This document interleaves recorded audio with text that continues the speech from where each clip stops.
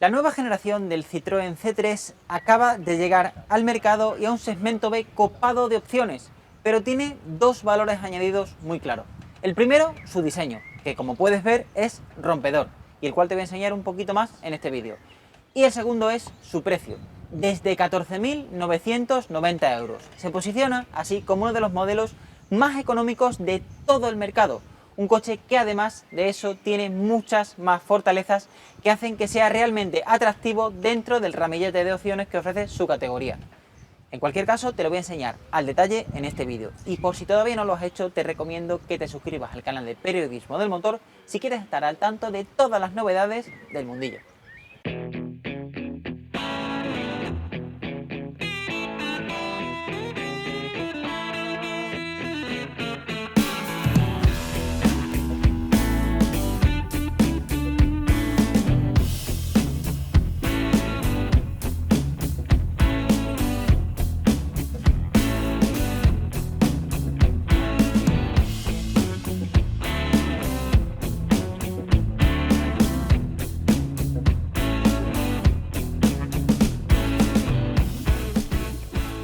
Bueno, pues ya estoy al volante del Citroën C3, concretamente de la versión 1.2 PureTech de gasolina con 100 caballos de potencia.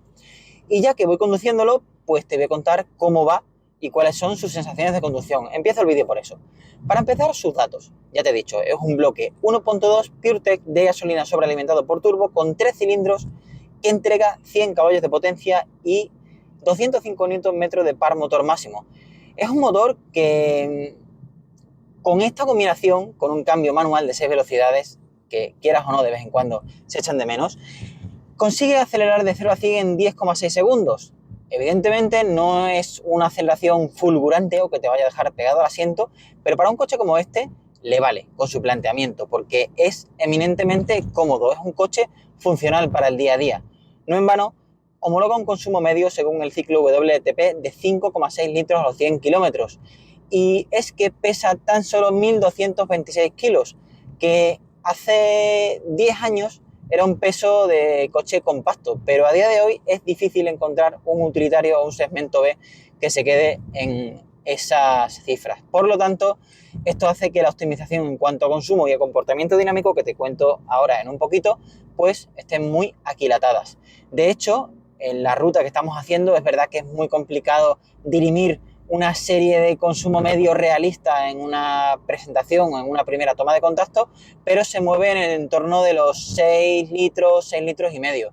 Entonces, considero pues eso, que para el día a día es un coche muy económico de utilizar. Por otra parte, tiene una velocidad punta que seguramente no alcanzarás jamás con un coche de este tipo, de 183 km por hora, perdón. Y en cuanto a sensaciones, es un vehículo que es que se siente, como te he dicho antes, cómodo, funcional. Para empezar, maniobrar con él es súper sencillo, porque tiene un buen radio de giro, porque la visibilidad es estupenda. Y eso me parece un meritazo por parte de Citroën, porque ha conseguido que un coche atractivo estéticamente, sin recurrir a recursos, valga la redundancia, tan manidos como por ejemplo una caída del techo suave, o de tipo coupé, o una superficie acristalada inferior, ha conseguido que sin recurrir a eso, ya digo, pues el coche sea muy atractivo, sobre todo original, porque el hecho del techo bicolor, los colores pastel y llamativos, pues realmente te giras a verlo por la calle. Tiene una especie de diseño robusto retro que pues llama la atención, las cosas como son. Además, a eso hay que añadirle el logo de Citroën, que estrena el nuevo logo. A poco irá llegando a la gama del fabricante Galo, pero este es el primer coche que lo integra y de nuevo redunda en ese aspecto retro. Pero bueno, sigo comentando el de la conducción y ahora vamos con el diseño. La dirección no transmite absolutamente nada, tiene un nivel de filtración brutal. Por una parte, esto en una carretera de curvas que, por ejemplo, en esta presentación estamos conduciendo por una carreterita ligeramente revirada, además de pasar por algunos pueblos, como puedes estar viendo en el fondo ahora mismo de la ventanilla, pues sea algo no deseable. Pero claro, es que este coche está orientado a un uso prácticamente urbano en el 90% o en el 95% de su vida útil. Por lo tanto, esto a la hora de aparcar y maniobrar, y volvemos a lo mismo de antes, hace que sea un juego de niños. El tacto de la dirección, como te he comentado, es ese, y el de la suspensión, que es de topes hidráulicos, también está orientado hacia el confort y la comodidad. Esto hace que, además, siendo un coche que tiene una altura libre con respecto al suelo equiparable a la de un SUV, a pesar de no ser tal, y de hecho tampoco le veo yo pretensiones de, puede tildarse como un crossover, quizá.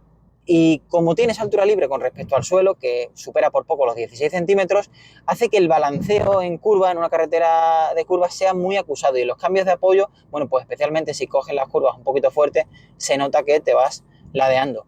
Pero vuelvo a lo mismo, es un coche cómodo, que al fin y al cabo es lo que pretende este modelo. E igualmente voy con su cambio manual, un cambio que tiene unos recorridos, me parece que cortos y precisos. De hecho, sin llegar a ser, vuelvo a lo mismo, un deportivo, no es un cambio que sea desagradable de utilizar o que sea demasiado blando, que eso en ocasiones es algo que penaliza mucho a los modelos de este segmento. Igualmente, por aislamiento acústico, no va mal, pero evidentemente se perciben ruidos. Es un coche, al fin y al cabo, que quizá no tenga un planteamiento low cost, pero sí que es muy económico de utilizar y de comprar. Aunque he de reconocer que esta unidad que estamos conduciendo no cuesta los 14.990 euros, que sí hace lo propio con esa versión base de 100 caballos, sino que esta es la tope de gama y se va a 19.200, eso sí, sin tener en cuenta ningún tipo de ayuda o descuento. Voy ahora con su diseño, un diseño que, como te he comentado antes, es retro, que tiene unas formas cortitas y en donde predominan las líneas de tensión y los nervios, en toda la carrocería, y quizá en el único sitio en donde no estén tan presentes es en el perfil, que se ve más bien cuadradote y en donde solamente hay marcada una línea que, digamos, que ayuda a definir su carrocería, pero está en la zona inferior, por lo tanto su cintura no se ve a primera vista. Me gusta mucho el hecho del techo bicolor, porque creo que le da un aspecto de originalidad muy bueno, y sobre todo el pilar C. Tiene un pequeño detalle con algunas molduras en un color diferente que destaca. Por otra parte, sus medidas, ¿cuáles son? 4,02 metros de longitud por 1,76 de anchura y 1,57 de altura. La distancia entre ejes ni siquiera llega a los 2,60 metros. Pero creo que, volvemos a lo mismo, para maniobrar es un coche estupendo. Para ciudad sirve. De hecho, es un coche que da lo que promete, que es honesto y que su función principal la cumple. Un coche, dicho en otro adjetivo, analógico, lo cual, en cierto modo, se echa de menos.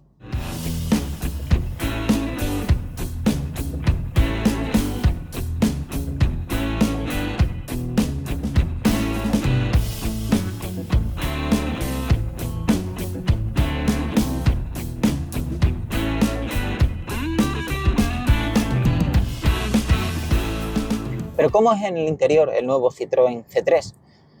Para empezar, sus asientos vuelven de nuevo a la filosofía de 100% cómodos.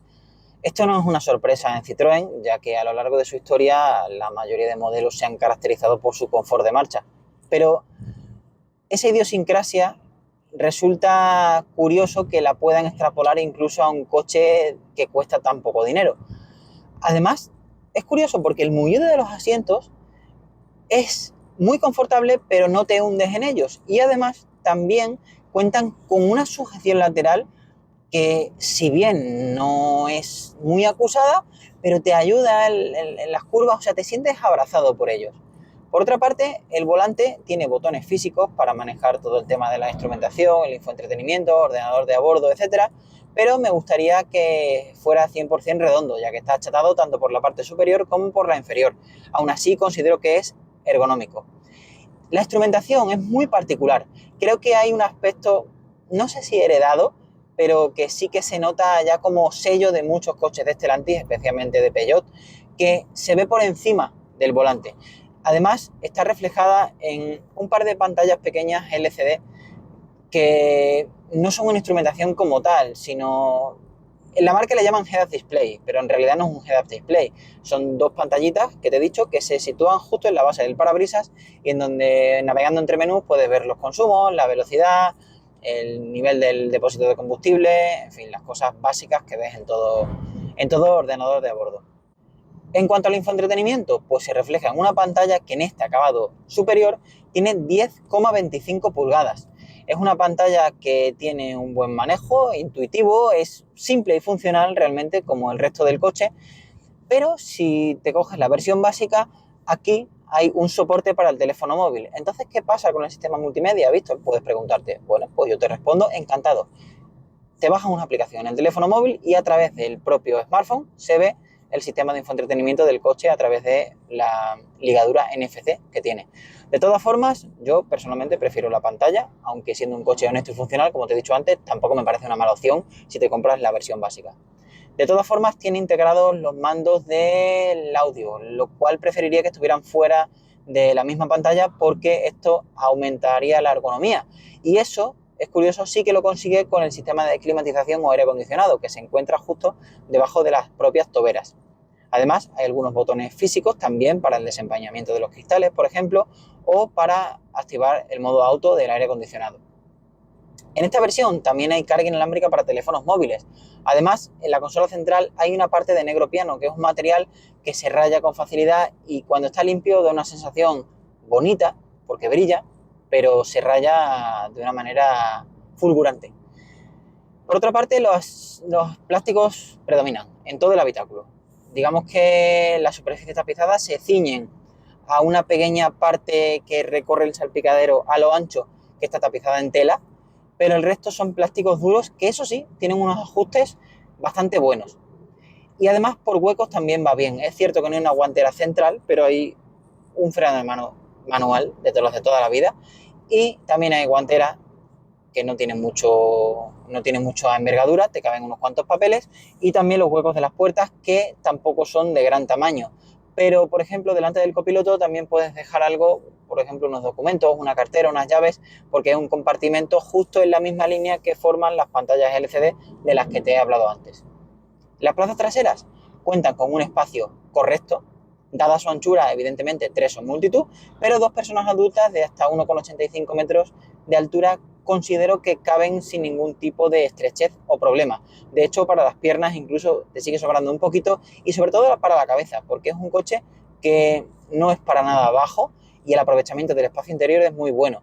En cuanto al maletero, no es el mejor de su categoría, pero con 310 litros te da para el día a día sin ningún tipo de problema. Además, es curioso, esos 310 litros son comunes a toda la gama, incluyendo la versión 100% eléctrica, lo cual tiene mucho mérito porque este tipo de vehículos suele dar cabida a las baterías y esto reduce la capacidad del maletero. Sin embargo, bueno, pues unas bolsas, unas mochilas, incluso unas maletas para ir a hacer un pequeño viaje o escapada, te caben sin ningún tipo de problema.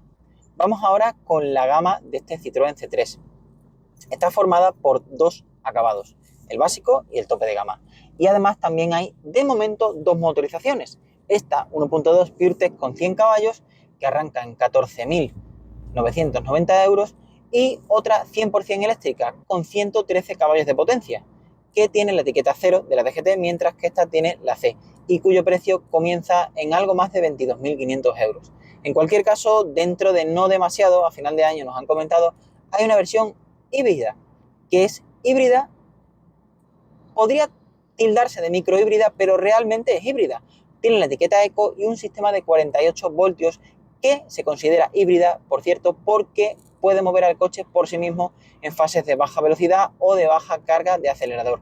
Así que de eso todavía no nos han dicho precios, pero es una gama realmente como el coche, funcional, ya que te permite elegir entre varias opciones que siempre elegirías en un vehículo así, y realmente todas sus motorizaciones son simples y además me ha gustado mucho que sea un coche, me ha recordado a los de antes, analógico, con cambio manual, con un motor 100% de gasolina en esta versión, etiqueta C, y cumplidor.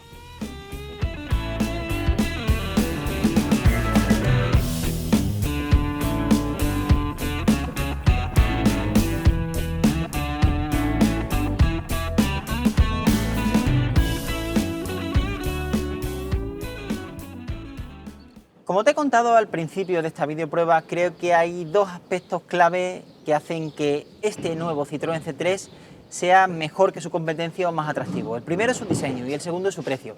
Ahora bien, también considero que hay una serie de aspectos que también le hacen muy atractivo frente a sus contendientes. En cualquier caso, me gustaría que me dijeras qué te parece a ti aquí debajo en los comentarios, que le dejes me gusta si te ha gustado este vídeo y que te suscribas a este canal Periodismo del Motor si quieres estar al tanto de todas las novedades del mundo del motor.